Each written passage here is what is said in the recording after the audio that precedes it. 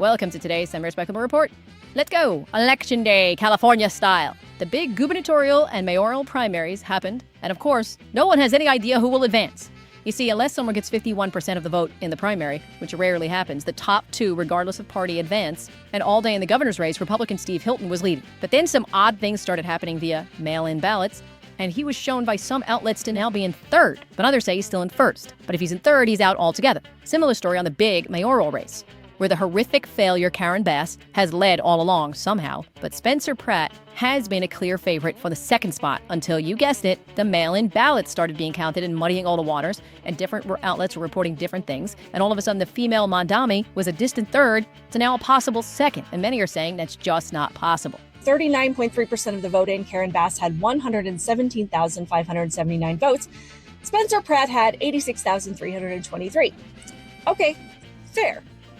With 42.4% of the vote in, Karen Bass increased to 130,429 votes, and Spencer Pratt didn't gain one vote, with tens of thousands more votes coming in. Not one more vote for Spencer Pratt.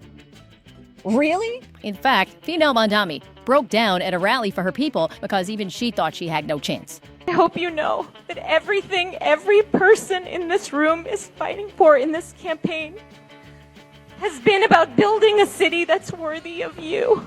And cheating with mail-in ballots? No way. In California? What? I mean, it's not like they're saying they will need a month to count all the ballots from this low voter turnout primaries, right? I mean, right? What? If you want more videos like this every day, you know what to do. Share the link, subscribe, turn on notifications, and don't miss an episode. We love you. We need you. Get us on the algorithm. Meet New York City's new sheriff, appointed by the grinning devil Mondami. What else would you expect? Take a look. Much more complex than just simple individual racism. It's the racism that's interwoven in the system by the way of the enforcement quotas in Black and Hispanic communities. What I saw was the embedded, lasting, systemic racism in the form of pressure for arrest and summonses. Marco Rubio, Secretary of State, was testifying before Congress this week, and it was the usual circus of drama acting and social media farming. Because you have said these things, you have shared these talking points before. But it's hard to take your word for it when this is the most corrupt administration in American history. We're talking pardons for sale, we're talking about no bid contracts to those on Trump's family and friends plan, we're talking about a $1.8 billion slush fund. And I think that's corruption. The American people think that's corruption. I'm going to have to reclaim my time again because the what question kind of process about is this? They get to ask questions and you don't get to answer? It's my time. The question I don't know about about you. When corruption is it my really time? important. So why am I here if I don't get to answer your questions or your defamatory statements? I'm reclaiming my time.